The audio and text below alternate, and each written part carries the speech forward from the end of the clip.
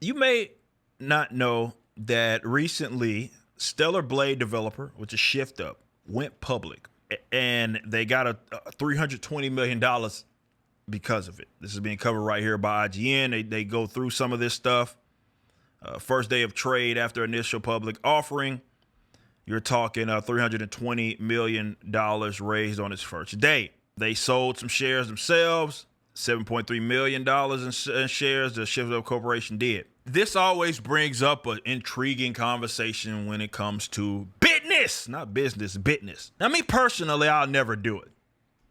But the standard is obviously, definitely if you're in America as you grow, or if you do business in America, let's say a significant amount of your customer base may be there, whether you're an international company or not, it really doesn't matter.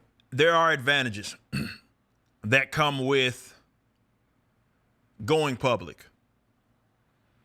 And those advantages consist of, obviously the capital, as already kind of indicative here, that you're going to be able to get.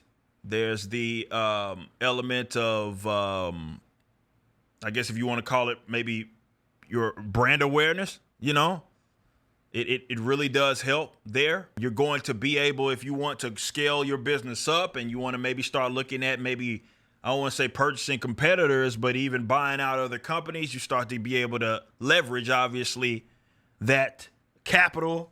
But there also is a take or give in this case.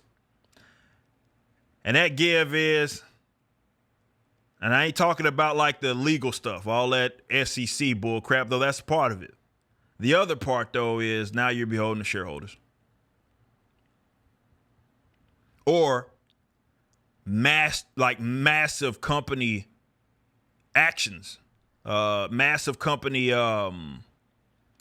like decisions that you make are gonna have to go through boards, are gonna have to go through shareholders, are gonna have to be approved by them. And some people look at it like, well, that it's worth it. And that's where 99% of business, not business, businesses, they're going to do that. It's just so much money to leave on the table. And they're like, I'm living my lifelong dream, and now it's time for me to cash out. And if the company gets ran into the ground in the future, they feel like it's worth it. Maybe they get to live out even some more of their dreams because they're going to have access to capital that they wouldn't have had before. Now, me personally, Rippaverse will never do it. The reason being is because I don't like the idea of having to answer to other people like that aren't my customers. Whether we succeed, whether we fail, no matter whatever that looks like, I would rather that be on my own watch. And I understand that, yeah, Eric, you're missing out on quite literally millions, especially with a company like ours. In that short period of time, you made $10 million. It went public. You probably could make a lot more than that. Right off into the sunset, right?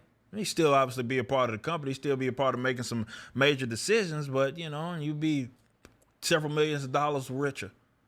And you're right. But I don't think it's worth it.